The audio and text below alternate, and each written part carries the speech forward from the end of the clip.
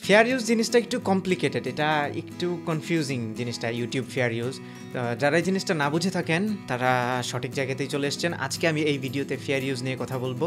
Content ক্রিয়েশনের ক্ষেত্রে fair use আপনাকে help করতে পারে, কিভাবে আপনি ফেয়ার ইউজের আন্ডারে ভিডিও আপলোড করতে পারেন, বা এই জিনিসটা আসলেই কি, সব কিছু একদম ডিটেইল বুঝাবো। আমি Sohag from Sohag 360, let's take a trip to my computer.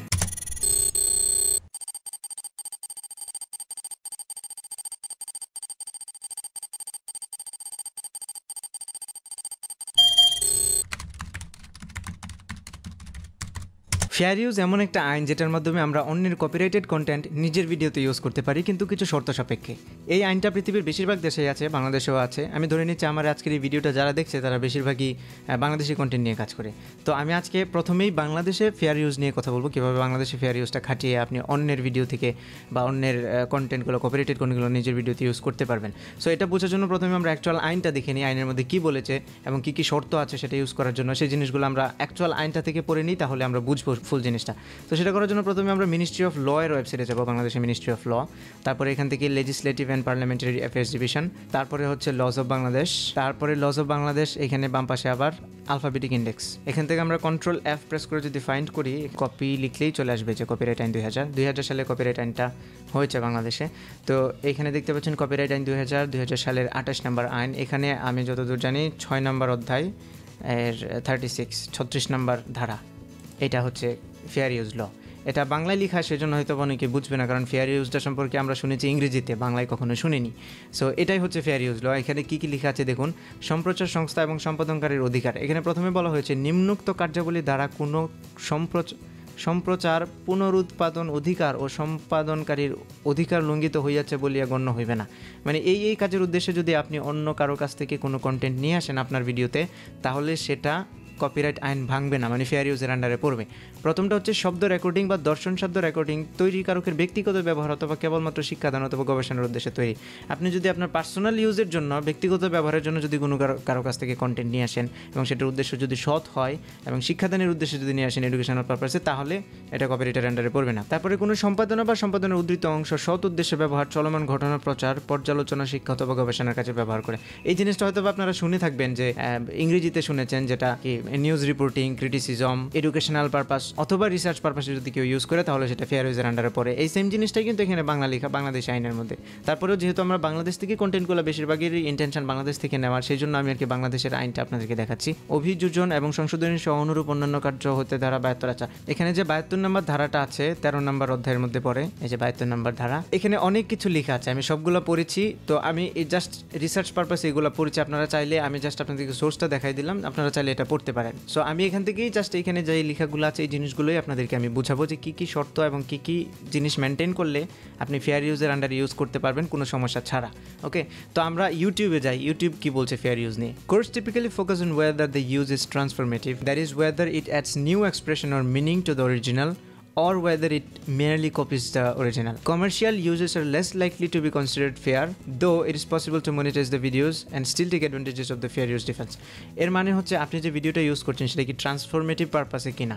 আপনি যে একজনের থেকে একটা কন্টেন্ট নিয়ে আসলেন, নিয়ে আসার পরে সেটা আপনার ভিডিওতে ইউজ করলেন, আপনার ভিডিওতে সেই কন্টেন্টটা নিয়ে আসার পরে আপনার পুরো ভিডিওটা চেঞ্জ হয়ে গেল, নাকি আপনি যে কন্টেন্টটা নিয়ে আসছেন অন্যের থেকে, কপিরাইটেড কন্টেন্টটা, সেটা জাস্ট আপনার ভিডিওটাকে রিপ্রেজেন্ট করার জন্যই সেটা ইউজ করছেন। এটা হচ্ছে পারপাস। জিনিসটা একটুখানি গোলাই যাচ্ছে হয়তো আপনাদের কাছে, আমি জিনিসটা আরও ক্লিয়ার করে দেবো আস্তে আস্তে। তারপরে এখানে বলছে কমার্শিয়াল ইউজ যদি করেন তাহলে সেটা ফেয়ার ইউজের আন্ডারে পড়ার সম্ভাবনা খুবই কম, কিন্তু সেটা যদি পার্সোনাল ইউজ করেন তাহলে সেটা বেশি। তবে ইউটিউবে সেটা মনিটাইজ করতে পারবেন ফেয়ার ইউজের আন্ডারে ডিফেন্স করে। এখানে কমার্শিয়াল ইউজ বলতে, কমার্শিয়ালি কিন্তু অনেকভাবে ইউজ করা যায়। আপনি চাইলে কোনো কন্টেন্ট সেল করা যাবে না, কিন্তু ইউটিউবে মনিটাইজ করা যাবে ফেয়ার ইউজ ডিফেন্সের মাধ্যমে। তারপরে using material from primary factual works is more likely to be fair than using purely fictional works. মানে হচ্ছে ফ্যাকচুয়াল জিনিসগুলো হচ্ছে যখন টিভিতে কোনো নিউজ রিপোর্টিং করা হয়, আপনি কোনো টিভি থেকে যদি কোনো নিউজ নিয়ে আসেন, যে এরকম ছোটো একটা অংশ নিয়ে আসলেন যেটাতে ফ্যাক্ট, এত তারিখে এত ঘটনা ঘটেছিল, সেই ঘটনার ফুটেজটা আপনি নিয়ে আসলেন, তবে অল্প একটু, অথবা কোনো ডকুমেন্টারি থেকে ছোটোখাটো কোনো অংশ যদি আপনি নিয়ে আসেন, সেটা ফেয়ার ইউজের আন্ডারে পড়ার সম্ভাবনাটা বেশি। কিন্তু যদি কোনো ফিকশনাল কাজ হয়, যেমন সিনেমা অথবা নাটক, সেইগুলো ফেয়ার ইউজের আন্ডারে পড়ার সম্ভাবনা একটু কম। borrowing small bits of material from an original work is more likely to be considered fair use than borrowing large portions. মানে হচ্ছে আপনি যদি কোনো ভিডিও থেকে কম অংশ নিয়ে আসেন তাহলে সেটা ফেয়ার ইউজের আন্ডারে পড়ার সম্ভাবনা বেশি, যদি আপনি বেশি অংশ নিয়ে আসেন তাহলে সেটা ফেয়ার ইউজের আন্ডারে পড়ার সম্ভাবনা কম। However, even a small taking may weigh against fair use in some situations if it constitutes the heart of the work. Small অ্যামাউন্টও যদি আপনি নিয়ে আসেন, কোনো ভিডিও থেকে একদম ছোট একটা অংশ নিয়ে আসলেন, তারপরেও ফেয়ার ইউজের আন্ডারে পড়বে না যদি সেটা সেই কাজের হার্ট হয়। হার্ট অ্যান্ড সোল, একটা কাজের হার্ট অ্যান্ড সোল মানে হচ্ছে আপনি একটা কন্টেন্ট, যার কপিরাইটেড কন্টেন্ট নিয়ে আসলেন, কিন্তু সেটা হচ্ছে একদম মেইন পয়েন্ট, যেটার জন্যই মানুষ সেই কন্টেন্টটা দেখে বা মেইন পয়েন্টটা দিয়ে সেই কন্টেন্টটাকে রিপ্রেজেন্ট করা হয়, সেরকম কোনো কন্টেন্ট যদি আপনার ভিডিওতে নিয়ে আসেন, একদম মেইন ফোকাসড যে জিনিসটা, তাহলে সেটা আবার ফেয়ার ইউজের আন্ডারে পড়ার সম্ভাবনা কম। Uses that harm the copyright owner's ability to profit from his or her own work. এর মানে হচ্ছে আপনি কারো কাছ থেকে কোনো একটা কন্টেন্ট নিয়ে আসলেন, কিন্তু আপনার ভিডিওতে ইউজ করার পরে দেখা গেছে তার ভিডিওতে ভিউ হয় না, কিন্তু আপনার ভিডিওতে বেশি ভিউ হয়ে যাচ্ছে। এর কারণে তার প্রফিটটা কমে যাচ্ছে, কারণ আপনি তার ভিডিওটা নিয়ে এসে আপনার ভিডিওতে ইউজ করছেন এবং সেটা এরকমভাবে ইউজ করছেন যে তার কন্টেন্টটার জনপ্রিয়তা কমে গেছে, আপনারটা বেড়ে গেছে। এরকম যদি হয় তাহলে আবার সেটা ফেয়ার ইউজের আন্ডারে পড়বে না। এখানে কিছু ফেয়ার ইউজ মিথস বলা হয়েছে, মানে এই জিনিসগুলো আসলে মানুষ ভাবে কিন্তু হয় না। আমি আপনাদেরকে কিছু টিপস দেবো, ছোটোখাটো টিপস দেবো, যেগুলো ফলো করলে আপনি ফেয়ার ইউজের আন্ডারে কন্টেন্টগুলো নিয়ে আসতে পারবেন, কোনো সমস্যা হবে না। প্রথমত, একটা পার্সেন্টেজ আছে যেটা ইউটিউব কখনো বলে না, বা এটা শুধুমাত্র এক্সপার্টরাই বলে, যে 70% to 30% এই রেশিওটা হইতে হবে। মানে হচ্ছে আপনি যখন কন্টেন্টটা ইউজ করবেন তখন 70% আপনার থাকতে হবে কন্টেন্ট, আপনার ভিডিওতে 70% আপনার এবং 30% অন্যের হইতে পারবে। 10 মিনিটের ভিডিও যদি হয় 7 মিনিট আপনার, 3 মিনিট অন্যের কন্টেন্ট হইতে হবে। সেকেন্ড হচ্ছে আপনি আপনার কন্টেন্টটা, তাদের যে কন্টেন্টটা আছে সেটা হুবহু এক জায়গার মধ্যে ইউজ করবেন। ধরেন আমি বললাম আপনাকে 30% আনার কথা, আপনি 3 মিনিটের একটা ভিডিও অন্যের থেকে নিয়ে আসলেন, আনার পরে সেটা আপনি 3 মিনিট একসাথে ইউজ করে দিলেন, এরকম করবেন না। 3 মিনিট থেকে কেটে কেটে আপনার পুরো ভিডিওতে ছড়িয়ে দিবেন। সাপোজ প্রথমে একটুখানি, মাঝখানে একটুখানি, আপনার কন্টেন্টটা সেভাবে বানাতে হবে যেন 3 মিনিট একসাথে না হয়। তারপরে হচ্ছে ভিডিওটা চেষ্টা করবেন আপনার ফুল স্ক্রিন না করার, পুরো স্ক্রিনের মধ্যে ভিডিওটা না দিয়ে চেষ্টা করবেন যে যেমন আপনার রিয়াকশন ভিডিও দেখে থাকবেন, রিয়াকশন ভিডিওর মধ্যে যখন কোনো ট্রেইলারের রিয়াকশন দেয়, কোনো ভিডিও রিয়াকশন দেয়, তখন তারা কিন্তু সেটা ফুল স্ক্রিন করে দেখায় না, ছোট করে নিচের দিকে দিয়ে দেয়। আপনারা চেষ্টা করবেন যদি পারেন সেভাবে ইউজ করবেন। ফুল স্ক্রিন ইউজ করা যাবে না এরকমটা বলে না, তবে সেফ থাকার জন্য, কেন সেফ থাকতে হয় এটাও আমি ভিডিওর শেষে বলবো। তো সেফ থাকার জন্য আপনারা সেটা চেষ্টা করবেন যেন ফুল স্ক্রিন ইউজ না করে, অথবা কোনো বক্স ক্রিয়েট করে, টিভি সেটের মতো কোনো কিছু ক্রিয়েট করে ছোটোখাটো করে যদি ইউজ করা যায় তাহলে সেটা সবচেয়ে বেটার হয়। তারপরে হচ্ছে চেষ্টা করবেন যেন মিউজিকটা ইউজ না করেন। মানে মিউজিক হচ্ছে এমন একটা জিনিস যেটার কপিরাইট আসলে অনেকজনের কাছে থাকে অনেক সময়, যেমন রেকর্ড লেভেলের কাছে থাকতে পারে, কম্পোজারের কাছে থাকতে পারে, টিউনারের কাছে, লিরিসিস্টের কাছে থাকতে পারে, গানের। সো এই জিনিসগুলো খুবই কমপ্লিকেটেড হয়। আপনারা চেষ্টা করবেন মিউজিকটা অ্যাভয়েড করার, যতটা পারেন অ্যাভয়েড করবেন, শুধুমাত্র ভিজুয়াল কন্টেন্টটা, ভিডিওটা নিয়ে আসবেন, সেটা আপনাদের এখানে ফেয়ার ইউজের আন্ডার ইউজ করবেন, তাহলে সম্ভাবনাটা কম যে আপনারা কোনো ঝামেলায় পড়বেন। ওকে, সবসময় চেষ্টা করবেন ফেয়ার ইউজ থেকে যে কন্টেন্টটা নিয়ে আসছেন সেটার উপরে যেন আপনার ভয়েস ওভার থাকে, অথবা কোনো বিষয়ে কোট করার জন্য আপনি একটা জিনিস বললেন, যে একটা এক্সাম্পল দেওয়ার জন্য আপনি এক্সাম্পল দিতে চাচ্ছেন, তাহলে সেটা কোনো একটা, ধরেন কোনো মুভির একটা এক্সাম্পল দিতে চাইলেন, তাহলে সেখান থেকে আপনি অল্প একটুখানি নিয়ে আসলেন। আর যে রুলগুলো আমি বললাম সেগুলো যদি ফলো করেন তাহলে সাধারণত সমস্যার পড়বেন না। তারপরেও যদি ক্লেম আসে যে আপনারা ফেয়ার ইউজের আন্ডারে নিচ্ছেন কিন্তু ক্লেম আসছে, তাহলে ডিসপিউট করতে হবে ইউটিউবের কাছে, ডিসপিউট করে বলতে হবে যে আপনি এটা ফেয়ার ইউজের আন্ডারে ইউজ করছেন।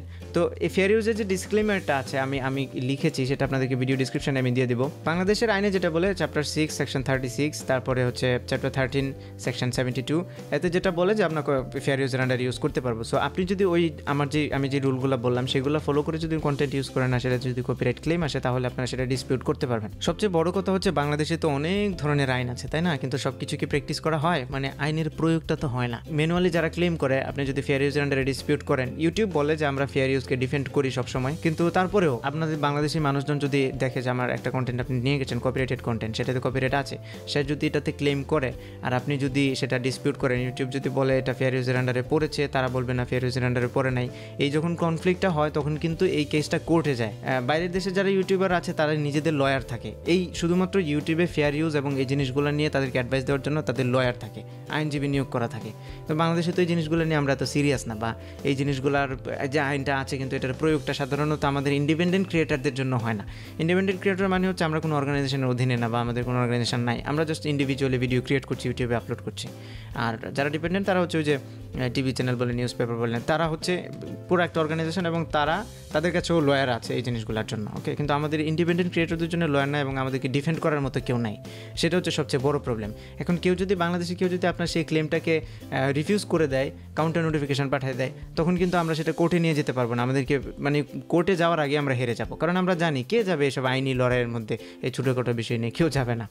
সো এই কারণে হচ্ছে মানে ফেয়ার ইউজটা বাংলাদেশে এই যে এটার প্র্যাকটিসটা কম হয় শুধুমাত্র এই জন্যই, এই কারণেই। কারণ কেউ একজন ক্লেম করে বসলো, আমরা সেটা কোর্ট পর্যন্ত নিয়ে যাবো না, হেরে গেলাম, তখন দেখা গেছে চ্যানেলে একটা স্ট্রাইক চলে আসলো। এটা হচ্ছে সবচেয়ে বড় সমস্যা। সো আর আমি যেটা বলবো আপনাদেরকে, ফেয়ার ইউজের উপরে খুব বেশি ডিপেন্ড করবেন না। কারণ ফেয়ার ইউজে যে আমি আপনাদেরকে যেটা বললাম এখন, যে সিনারিওটার কথা বললাম বাংলাদেশের বিষয়ে, এটা যে কোনো সময় হতে পারে। হয়তো বা এমন অনেক সময় আসবে যখন বাংলাদেশে এরকম আইন প্রয়োগ হবে যে ফেয়ার ইউজের আন্ডারে তখন আপনি লিগালি ডিফেন্ড করতে পারবেন। আপনারা জানেন কি না কিছুদিন আগে H3 প্রোডাকশনস নামে একটা ইউটিউব চ্যানেল আছে, যাদেরকে সু করা হয়েছে, মামলা করা হয়েছে শুধু এই ফেয়ার ইউজে। তারা মনে করেছিল ফেয়ার ইউজের আন্ডারে পড়বে, কিন্তু সেটা পড়েনি। তাদের 1 বছর লাগবে সেই মামলাটা পুরাটা নিষ্পত্তি করতে, এবং তাদের খরচ হবে $100,000, মানে পুরো $1 লক্ষ তাদেরকে খরচ করতে হবে পুরো 1 বছরে এটা করার জন্য। আবার কিছুদিন আগে অস্ট্রেলিয়াতে কেউ একজন ফেসবুকে লাইভ স্ট্রিম করেছিল একটা বক্সিং ম্যাচ, সেটার জন্য তাকে অনেক টাকা জরিমানা দিতে হচ্ছে। এই যে সাইবার লগুলা, কপিরাইট লগুলা, এগুলো কিন্তু দিন দিন বাড়ছে, এবং এমন এক সময় আসবে বাংলাদেশেও সেটা আসবে।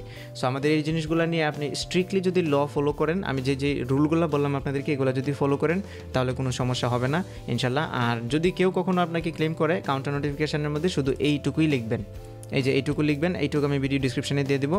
কাউন্টার নোটিফিকেশন এইটুকু লিখবেন। আপনি যদি বাংলাদেশে কোনো কন্টেন্ট নিয়ে আসেন তাহলে এইটুকু লিখবেন, আর যদি ইউএসের হয়ে থাকে তাহলে এইটুকু লিখবেন। ইউটিউব যেহেতু বলে, ইউটিউব যে ওইখানে মিথ লিস্টগুলো আপনাদেরকে বললাম, সেখানে বললো যে আপনি এই ডিসক্লেমার যদি অ্যাড করে দেন তারপরেও সেটা ফেয়ার ইউজের আন্ডারে পড়বে না। কিন্তু আমি আপনাদেরকে বলবো যে এইটুকু অ্যাড করে দেন, কারণ হচ্ছে কেউ যখন ম্যানুয়ালি ক্লেম করবে, কন্টেন্ট ওনার যখন ম্যানুয়ালি ক্লেম করতে আসবে, তখন তার মাথায় এটা নাও থাকতে পারে যে আমার কন্টেন্টটা সে ফেয়ার ইউজের আন্ডারে ইউজ করেছে। কারণ বাঙালি তো, সেটা মাথায় নাও থাকতে পারে, আরে আমার কন্টেন্ট ইউজ করছে হারামজাদা, এখনই ক্লেম করে দেবো। ক্লেম করে দিলে কিন্তু তার মাথায় আসলো না যে ফেয়ার ইউজ নামে একটা ল আছে। সো আপনি যদি এই ডিসক্লেমারটা অ্যাড করে দেন আর তার চোখে যদি পড়ে, তখন সে 2বার হলেও চিন্তা করবে যে না, এটা ফেয়ার ইউজের আন্ডারে পড়েছে, সো আমার এখানে ক্লেম করা উচিত হবে না। ডিসক্লেমারটা 2টা জায়গায় ইউজ করা যায়, এক হচ্ছে ভিডিও ডিসক্রিপশনে আর এক হচ্ছে ভিডিওতে।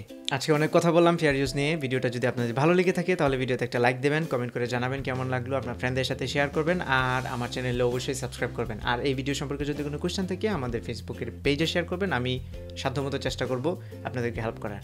ভালো থাকবেন সবাই, সামনের টিউটোরিয়ালে আবার দেখা হবে। যারা